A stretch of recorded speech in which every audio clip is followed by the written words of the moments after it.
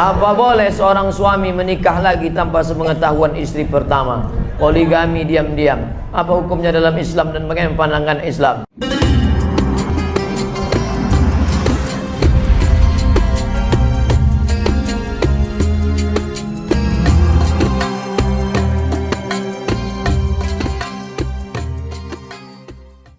Apa boleh seorang suami menikah lagi tanpa sepengetahuan istri pertama? Poligami diam-diam. Apa hukumnya dalam Islam dan bagaimana pandangan Islam? Dua saya jelaskan. Pertama pandangan negara, yang kedua pandangan agama. Menurut pandangan agama Islam, sah nikah kalau cukup rukun dan syarat. Ada mahar, ada ijab, ada qabul, ada wali, ada dua orang saksi. Aku nikahkan engkau dengan anakku dengan mahar seperangkat alat salat dan sebentuk cincin emas tunai. Sah.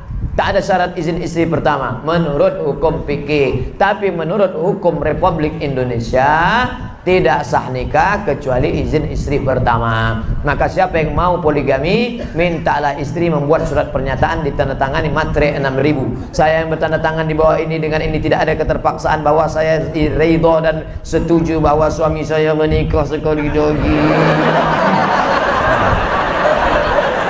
Setelah itu dibawalah kertas tadi ke pengadilan. Nanti pengadilan akan memanggil istri, memanggil suami. Lalu ditanyanya, hai ibu istri pertama, ya benarkah ini surat tanda tangan ibu? Betul Pak Hakim.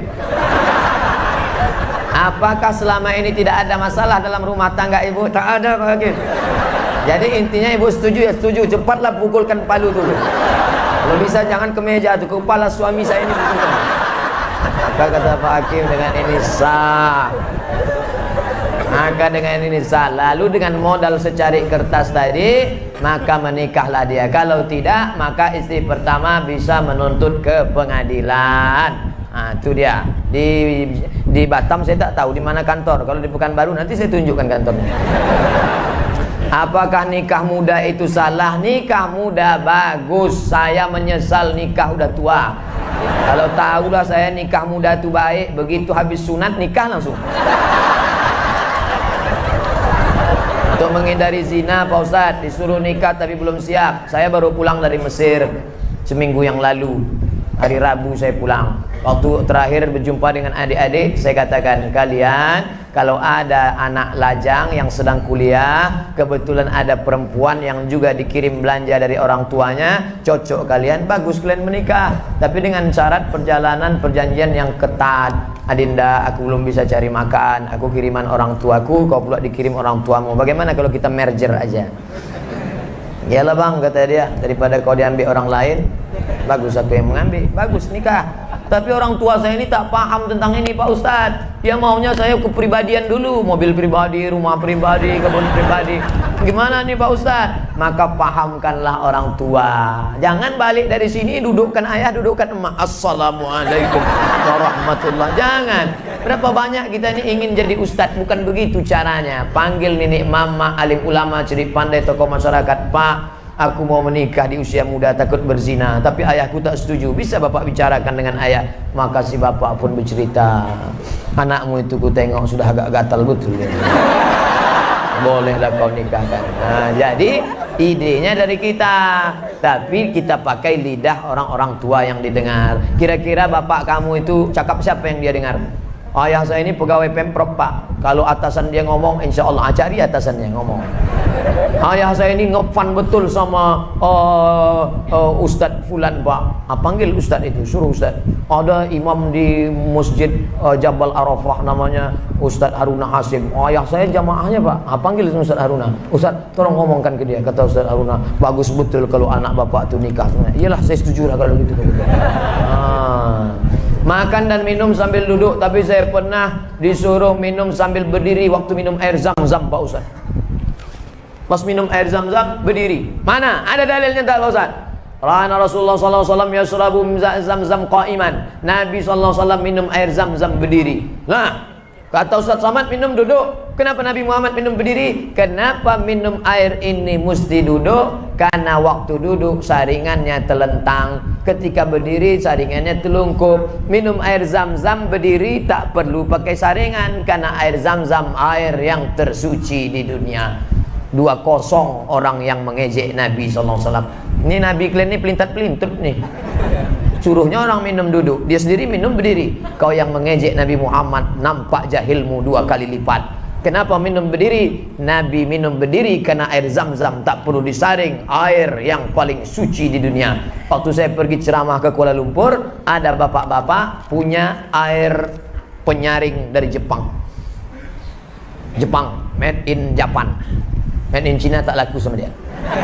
Lalu kemudian datanglah orang Jepang tadi, kata si bapak tadi, hebat air yang disaring pakai ini. Oh hebat pak. Tunggu sebentar ya. Dia masuk ke kamar, dibawanya air Zam-Zam. Tolong bandingkan sama ini. Loh kok lebih bersih ini? Ini dari Mekah ya kata dia. Iya tahu juga rupanya dia. Walaupun dia tak bersunat, tahu dia mana air itu. Itulah hebatnya. Gimana cara menghadapi suami yang susah bangun untuk sholat subuh Pak Ustadz? Idealnya, ini yang bertanya nih pasti perempuan. Idealnya bapak tuh yang membangunkan ibu. Diambilnya air, memercikkan air ke wajah ibu untuk ngajak tahajud. Bangun. Itu kalau nikahnya udah 20 tahun. Tapi kalau yang baru pengantin baru kemarin, wake up my honey, wake up my darling. Mestinya begitu. Tapi nasib ibu apa boleh buat, jangan ibu mengutuk nasib. Bagaimana Pak Ustadz? Dalam hadis pun dikatakan sebaliknya, si istri pun boleh memercikkan air. Cuman hati-hati, takutnya dia preman tengik ditembak ibu. Oleh sebab itu bang, abang sholat lah bang. Aku tak mau sekamar sama babi hutan bang. Sembahyang lah bang. Sekarang umur ini cepat matinya bang. Karena ada lagunya tuh bang, orang kaya mati, orang miskin mati, orang mati, abang pun akan mati nanti. Sembayang lah bang. Nah, insya Allah sembayang dia. Tengoklah tuh bang, ada orang batuk mati, minum kopi mati. Masa ada orang minum kopi mati? Ya kopi Mirna kemudian mati dia bang. Saya ingin mendaftar haji seizin suami saya. Apakah boleh saya berangkat haji tanpa suami atau tanpa mahram Pak Ustadz? Pendapat Imam An-Nawawi dari kalangan mazhab Syafi'i, kalau keberangkatan itu untuk haji dan ada aman perjalanan, maka boleh tanpa mahram. Aman, suami izin, aman perjalanannya. Ada ketua kloter, ada tim pembimbing ibadah, ada dokter, 3 orang yang dibiayai oleh negara, lalu kemudian pula ada security, aman, maka boleh berangkat. Bukan kata Abdul Somad, jangan salahkan Abdul Somad. Saya ngutip-ngutip aja nih. Kalau mau marah-marah sama imam-imam, jangan sama saya.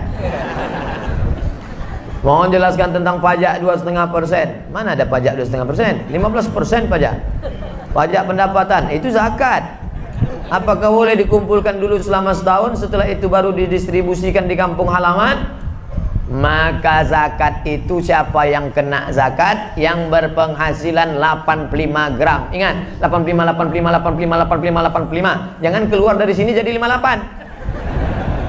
Dalam perjalanan hidup ibu bapak tahun 85, apa yang paling berkesan? Ingat itu, 85 gram emas. Kalau penghasilanku sebanyak itu, maka aku sudah kena zakat. 85 gram sekarang harga emas 500.000, maka 85 kali 500 sama dengan 42.500.000. Dibagi 12 bulan. 42.500.000 bagi 12 sama dengan 3.600.000. Payah ngitung 3.600.000, 4 juta. Siapa yang berhasilan 4 juta, keluarkan zakat 2,5%, 25.000, 25.000, 25.000, 25.000. Yang punya zakat, yang punya duit 4 juta, zakatnya 100.000.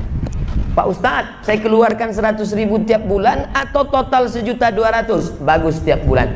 Ah, kan sama aja 1.200.000. Jumlahnya sama, setannya beda. Kalau 100.000 ringan.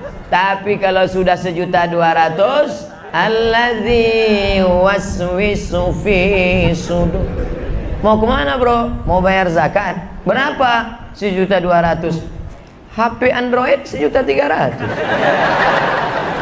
Tengok, kalau jin yang menggoda kita, bisa kita bacakan ayat kursi. Ini kawan sekantor kita. Kita bacakan sama dia, hafal pula dia dari kita lagi. Maka kalau kita bacakan Allahul Qayyum la ta'khudhuhu sinatun. Kenapa kau bacakan aku? Aku mau bayar zakat, kau goda-goda juga. Tulis besar-besar nih, jangan menggoda saya karena saya rentan tergoda. Seandainya uang pajak pendapatan 2,5% boleh dikumpul, apakah bisa penggunaannya dialihkan untuk membeli kurban? Ini orang terlalu cerdas. Sekali dayung 2-3 pulau terlampau. Hanya zakat saja untuk zakat. Adapun untuk kurban, kau berkurbanlah saudaraku. Berkurban itu hukumnya wajib menurut mazhab Hanafi. Alhamdulillah. Menurut mazhab Maliki, Hambali, Syafi'i sunnat muakkad. Saya Syafi'i. Kurbanlah. Fasalli li rabbika wanhar. 2,5 juta. Ingat, duit yang kau simpan tak mau keluar akan keluar juga dengan caranya sendiri. Meletuplah ban, datanglah sakit. Saya bukan nakut-nakuti. Peganglah, silakan, akan keluar dengan caranya sendiri. Ingat, tengok, waspada. Saya ingin mengakikahkan anak saya, tapi saya belum diakikahkan.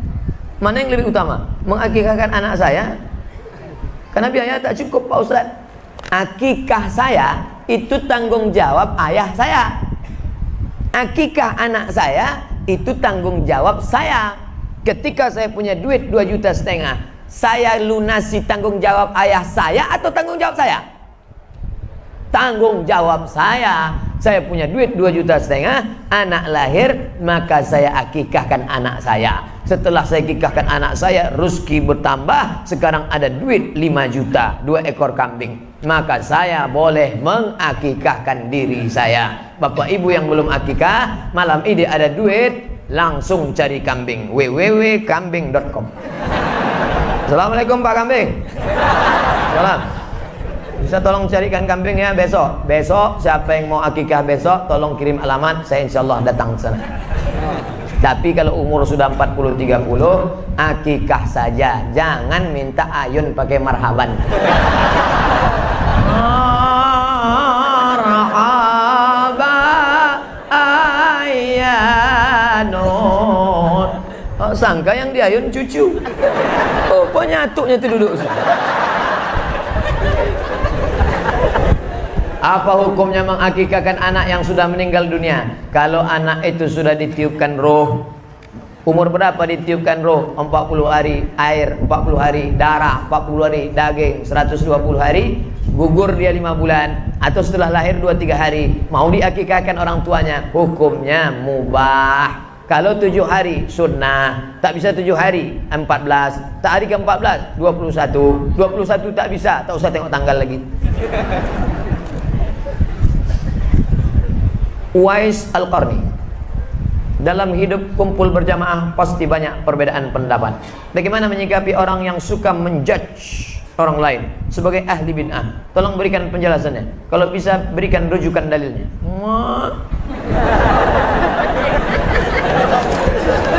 Tidak boleh. Ini saya kutip pendapat Ustadz Abdullah Hadrami, saudara kalangan salafi dari Malang. Apa kata Ustaz Abdullah Hadrami? Murid langsung Syekh Ibnu Utsaimin, 4 tahun mulazamah dengan Syekh Utsaimin di Makkah, di Saudi Arabia. Jangan menuduh saudaramu pelaku bid'ah kalau perbuatan itu tidak disepakati ulama bahwa dia bid'ah. Ketika kau katakan, hei pelaku bid'ah, maka bid'ah sama dengan hei dolalah, dolalah sama dengan hei penghuni neraka. Hati-hati. Selama masih ada dalilnya, tak boleh kau katakan itu perbuatan bid'ah. Tapi kalau sepakat ulama bahwa itu bid'ah, maka kau mesti menegakkan bendera kebenaran. Bid'ah, batil, haram. Tapi selama dia tidak bid'ah, ada dalilnya. Dalil dari jauh, dalil dari dekat, dalil am, dalil khas, tak boleh kau katakan bid'ah. Apakah jodoh juga harus wajib kita selipkan di doa?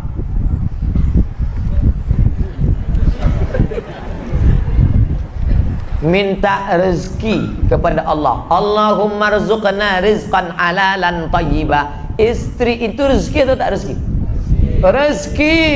Duit rezeki, kebun rezeki, rezeki, istri rezeki. Makanya kita diajarkan doa, Rabbana hablana min azwajina, berikan kepada kami istri, wa dzurriyyatina, anak-anak, qurrata a'yun, yang sejuk dipandang mata. Keluar kita dari rumah panas, begitu menengok dia sejuk mata kita menengok. Masya Allah. Sedang lelah di kantor ditekan atasan, di jalan kena razia pula. Begitu sampai di rumah datang dia membawakan sejuk rasa abang. Iya bang, baru hidupkan nasi gitu.